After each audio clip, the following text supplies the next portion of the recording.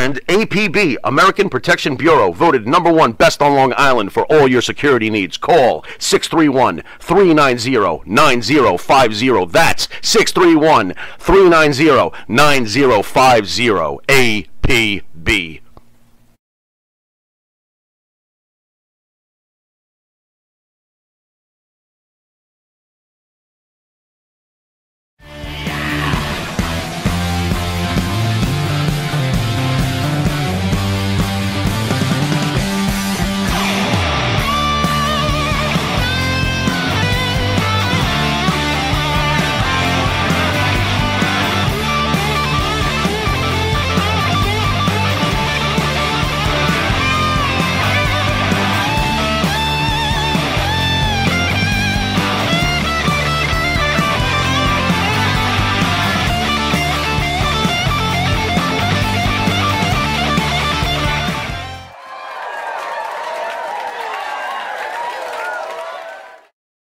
Industry. How do you deal with you didn't just in the wrestling industry, you were a big time mogul in the music industry also.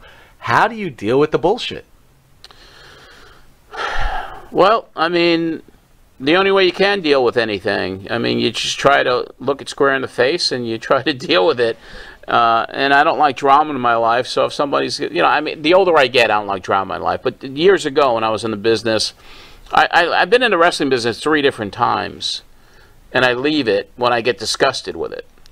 And I'm happy I'm in it now because I'm a historian now, so I don't have to deal with any bullshit. Yeah. I don't have to deal with it no more. But back then, it's very difficult because you don't know who's working you, and if you're trying to promote, it was just an insane business. You could hardly trust people. You keep your close friends very close to the heart, like this man right here. Good man. I mean, I've known him for 30-something years. He was always nothing but kind to me. We've done things together. I took him overseas for some shows I promoted there.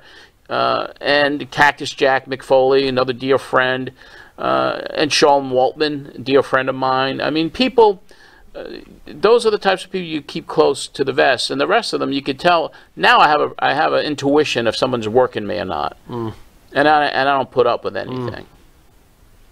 But back then, I didn't have the experience. I didn't have I didn't have the confidence in a lot of ways to be able to tell somebody to go screw themselves if they're trying to screw me first. Well, because you were a fan at first, right? And then you found your way, and it gets hard to work through that type of thing. You got wise to it eventually. You want to believe the best in people, and you want to give everybody a chance, but if it looks like shit, smells like shit, it's usually shit. Right. Right. So.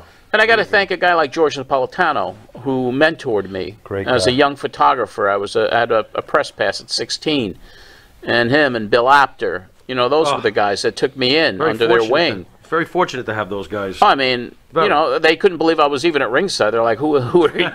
George, who are you? How'd you get here, kid? But that's another story. That's in the book on how I got that press pass, and that was kind of you talk about an elevator speech. I gave Willie Gilzenberg, who I thought ran the WWF. I gave him this elevator speech. I mean, they had an office in the Holland Hotel on 42nd Street where the wrestlers would pick their tickets up, the photographers would get their press passes.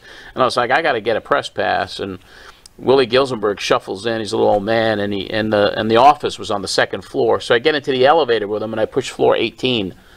And as we're going up, I gave him this whole quick elevator speech. And by the time we got back down to the 2nd floor, he said, "Come with me." Brought me into the office. Monsoon and Arnie Skolin were there. Give this kid a press pass, and that was it. Wow, it's pretty smart picking floor 18. Gave you a little time. It was on purpose, yeah. There you go. There you go. Speaking of BS in the business, how did you ever forgive Vince Russo? You get older, and you don't. I can honestly say that. My short partnership with Vince, and I brought him into the business. I was introduced to him by, ironically, Jim Cornette's fan club president at the time, Andrew Goldberger from Port Jefferson here. Cornette disowned him afterwards?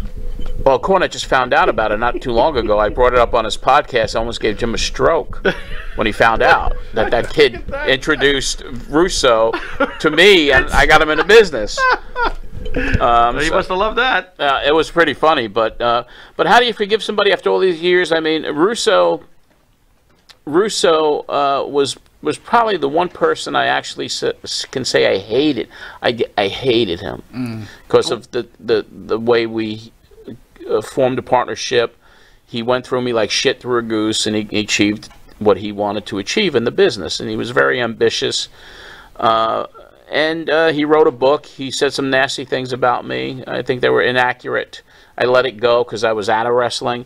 Well, and then he did a podcast. Well, you had a show that he basically leached into. Well, he came into the radio show. I mean, he came in as a advertiser at first. He had a video store called Will the Throw Video on Middle Country Road in Coram. Okay. And you know, I was introduced to him. I brought him on as an advertiser, and then I booked a personal appearance for him with Honky Tonk Man. So Blockbuster was housing his ass, and you did him a favor? Yeah, Blockbuster was in, but basically he wanted to get into wrestling. He said he had a journalism degree, and he wanted to do a newsletter with me because he knew I had a big fan base. Okay. And he wanted to take the show, which was on WGBB on Long Island, he wanted to take it to a bigger station. They reach a bigger audience, and at that time, and you broker your time, you buy the time from the station. So WGBB would charge $400 a week for 2 hours, and then he cuts the deal to go to WEVD 1050 AM, 50,000 watt powerhouse.